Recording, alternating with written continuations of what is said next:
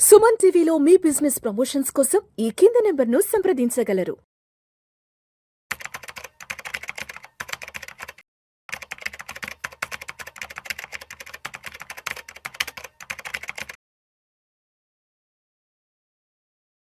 Sir నమస్తే sir, Ramachandramurthy గారు. నమస్తే విష్ణు గారు. Welcome to Suman TV and welcome to Vishnu talks. Thank you sir. Sir Ramachandramurthy గారు, ఈ వీడియోలో కాస్త డీటెయిల్గా గత 25 సంవత్సరాలలో మన ఇండియన్ స్టాక్ మార్కెట్స్ ఫేస్ చేసిన కొన్ని రకాల క్రాషెస్ గురించి కొంచెం డీటెయిల్గా చెప్పండి. ఏ సంవత్సరం ఎటువంటి క్రాష్ వచ్చింది, ఆ క్రాష్ అంతే ఎంత రేంజ్లో మార్కెట్ ఫాల్ అయింది, మళ్ళీ ఆ క్రాష్ నుంచి ఎన్ని రోజుల్లో రికవర్ అయింది, ఎంతలో రికవర్ అయింది అన్నది ఒక 25 years జరిగినటువంటి మార్కెట్ క్రాష్ల గురించి డీటెయిల్గా చెప్పండి. విష్ణు గారు నిజంగా చాలా మంచి క్వశ్చన్ అడిగారు, మంచి టైంలో. యాక్చువల్గా ఏంటంటే 2000 సంవత్సరం నుంచి మనం నిఫ్టీని చూసుకుంటే ఆ రోజు స్టార్ట్ అయింది. సో అక్కడి నుంచి ఇవాళ 26 సంవత్సరాలు అయినాయి. ఇప్పుడు నిఫ్టీ మనం ఆల్ టైమ్ హై చూసుకుంటే 24,600 చూసాం. ఇప్పుడు ప్రజెంట్ 24,000 చేంజ్ ఉంది. సో ఇప్పుడు మీకు దాదాపు 8 క్రాష్లు మీకు డీటెయిల్గా ఎక్స్ప్లెయిన్ చేస్తాం. ఎందుకు ఎక్స్ప్లెయిన్ చేస్తున్నాం అంటే ప్రతిసారి మనం పాస్ట్ టెన్స్కి వెళ్ళి అక్కడ ఏం జరిగింది, దాని నుంచి ఏం నేర్చుకోవాలి అనేది మనం నేర్చుకుంటే, చాలామంది ఏంటంటే క్రాష్ అవ్వగానే మార్కెట్ టెన్షన్ పడిపోయి అమ్మేసి వెల్త్ నిజంగా క్రియేట్ చేసుకోవట్లేదు. వాళ్ళందరి కోసం మీకు చెప్తున్నాను. ఫస్ట్ ఏంటంటే 2000 సంవత్సరాల్లోనే .com క్రాష్ వచ్చింది.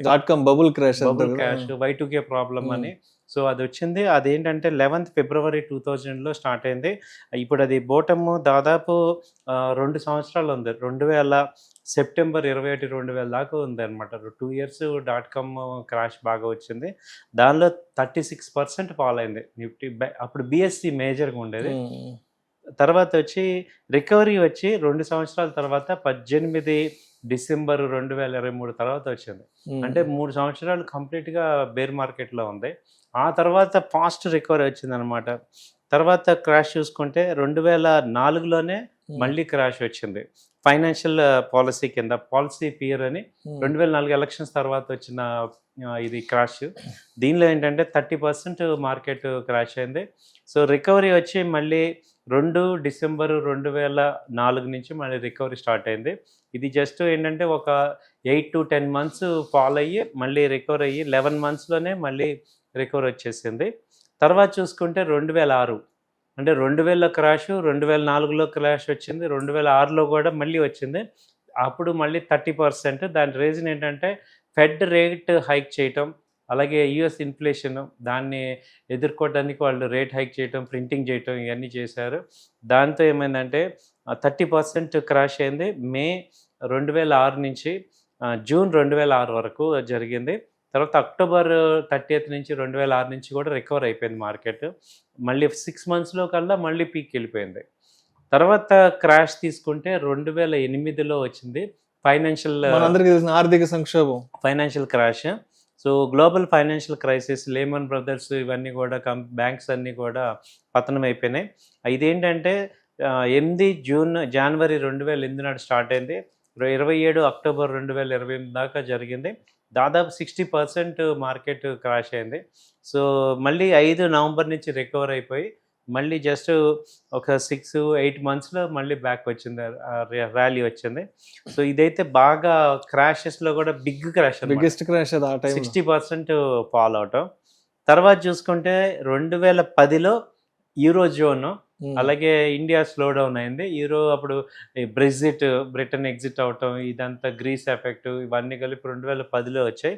దాదాపు 30% దాకా మార్కెట్ క్రాష్ అయింది. 5 నవంబర్ 2010 నుంచి 20 డిసెంబర్ 2011 వరకు ఉంది. ఆ తర్వాత నవంబర్ 3, 2013 నుంచి రికవరీ స్టార్ట్ అయింది. ఇది కూడా దాదాపు 3 ఏళ్ళు జరిగింది ఇది. దాని తర్వాత చూసుకుంటే 2015-16లో China crash, China slow down, commodity crash అవటం. అదివరకు సిల్వర్ 90,000 నుంచి మళ్ళీ 30,000కి వచ్చింది. గోల్డ్ కూడా బాగా పతనమైంది. ఈ మెటల్స్ క్రాష్ అవటం. దాని తర్వాత మార్కెట్స్ కూడా 25% క్రాష్ అయినాయి. 2015 మార్చి 3 నుంచి 25 ఫిబ్రవరి 2016 దాదాపు 1 year ఉంది. ఆ తర్వాత వచ్చి ఇండియా అయితే మళ్ళీ నిలబడి మళ్ళీ ఫాస్ట్గా రికవరీ స్టార్ట్ అయిపోయింది. తర్వాత మళ్ళీ మేజర్ క్రాష్ కోవిడ్ క్రాష్ 2020లో మార్చి 22-23 తేదీల్లో వచ్చింది. జనవరి నుంచి స్టార్ట్ అయింది, అది మార్చి 23 వరకు కూడా బోటం అయిపోయింది. జస్ట్ 3-4 మంత్స్లోనే 40% దాకా క్రాష్ అయింది. తర్వాత నవంబర్ 2020 నుంచి రికవరీ స్టార్ట్ అయింది. సో ఇవి మేజర్గా 7 క్రాషెస్.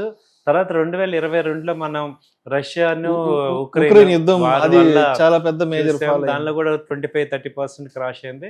మళ్ళీ రీసెంట్ గా 2026లో మనం చూసాం, ఇదిలో కూడా 20% క్రాష్. ఇజ్రాయెల్, అమెరికా ఇప్పుడు ప్రత్యక్షంగా చూస్తున్న ఈ 4 ఏళ్లలో మన అందరం చూసింది ఏంటంటే ఈ కోవిడ్ క్రాష్ చూసాం రియల్ గా.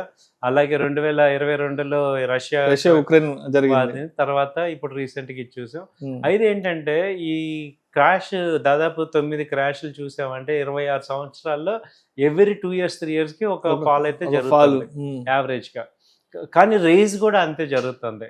కాబట్టి మనం ఏంటంటే దీని నుంచి చరిత్ర నుంచి నేర్చుకోవాల్సింది ఏంటంటే లాంగ్ టర్మ్ ఇన్వెస్ట్మెంట్స్, మంచి క్వాలిటీ స్టాక్స్లో మన అమౌంట్ అట్లీస్ట్ 70% 60% అమౌంట్ కానీ లేదు మ్యూచువల్ ఫండ్స్లో పెట్టుకున్నా కానీ మంచి రిజల్ట్స్ వస్తాయి.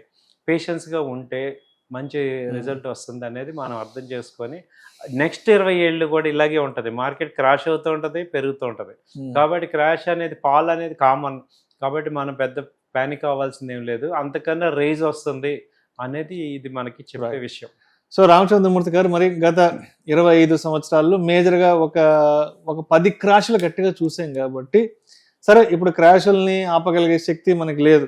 అవి జరుగుతున్నప్పుడు మనం చూడడం తప్ప మనం ఏం మార్కెట్ ఫాల్ని ఆపలేము కాబట్టి, సో మనం ఏం నేర్చుకోవాలి, ఈ క్రాషుల నుంచి ఏం నేర్చుకోవాలి, ఈ క్రాష్ ఈ ఫాల్ నుంచి మళ్ళీ మార్కెట్లో రికవర్ అయినప్పుడు అంటే ఈ కంప్లీట్ ఈ క్రాష్ ఎపిసోడ్స్ నుంచి మనం ఏం నేర్చుకోవాలి, దానికి తదనానుగుణంగా మన పోర్ట్ఫోలియో డైవర్సిఫికేషన్ ఎలా ఉండాలి? దీనికి ఏంటంటే సార్, ఇప్పుడు మనకి అర్థమవుతుంది ఏంటంటే కంప్లీట్ అసెట్ క్లాసెస్లో ఒక్క స్టాక్, చాలామంది ఏం చేస్తున్నారంటే ఒకే స్టాక్లో చాలా అమౌంట్స్ పెడుతున్నారు. ఇప్పుడు ప్రాక్టికల్గా మీకు టెక్నికల్గా ఫండమెంటల్గా అనాలిసిస్ చేసే కెపాసిటీ లేనప్పుడు డైవర్సిఫై చేయండి. మ్యూచువల్ ఫండ్స్లో కొంత పెట్టుకోండి, బ్లూ చిప్ కంపెనీస్లో కొంత, అలాగే మెటల్స్, అలాగే గోల్డ్ సిల్వర్ ఈటీఎఫ్స్లో కొంత, అలా డైవర్సిఫై చేయాలి. మనం ఏంటంటే సార్ అన్నట్టు ఇప్పుడు క్రాష్ని ఆపలేం కాబట్టి డౌన్ వచ్చినప్పుడు మనకి అడ్వాంటేజ్ తీసుకోండి. మనం క్రాష్ అని భయపడాల్సింది ఏం లేదు, ఇంకా బెటర్ తీసుకోవచ్చు. నెక్స్ట్ ఇండియా 2030లో ఎంత గ్రోత్ అవుతుంది అనేది మనం ఇమాజిన్ చేసుకుంటే ఇప్పుడున్న క్రాష్ మనకి గోల్డెన్ ఆపర్చునిటీ లాగా ఫీల్ అవ్వాలి. సో అప్పుడుగా ఎప్పుడైతే ఫియర్ లేకుండా ఓకే ఇది ఒక మంచి ఆపర్చునిటీ అని ఫీల్ అవుతారో అప్పుడు నిజంగా వెల్త్ క్రియేట్ అవుతుంది. సో అది మనం నేర్చుకోవాల్సింది ఏంటంటే ఊరికే మార్కెట్ పడిపోయిన కంగారు పడిపోకుండా అది మన దగ్గర డబ్బులు ఉంటే యాడ్ చేసుకోవడానికి ఒక మంచి టైం అని అనుకోవాలి. అలా చేసుకుంటే sir. Right sir. Thank you so much Ramachandramurthy గారు. గత 25 సంవత్సరాలలో మార్కెట్లు ఏ సందర్భాలలో ఎంత మొత్తంలో క్రాష్ అయ్యాయి, ఆ క్రాష్ తర్వాత మళ్ళీ ఎంత వ్యవధిలో మార్కెట్లు రికవర్ అయ్యాయి, అండ్ మార్కెట్లు ఈ విధంగా ఫాలో అవుతున్నప్పుడు తర్వాత రికవర్ అవుతున్నప్పుడు ఒక ఇన్వెస్టర్గా మన మైండ్ సెట్ ఎలా ఉండాలన్న చక్కగా తెలియజేశారు. Thank you so much sir. Thank you అండి.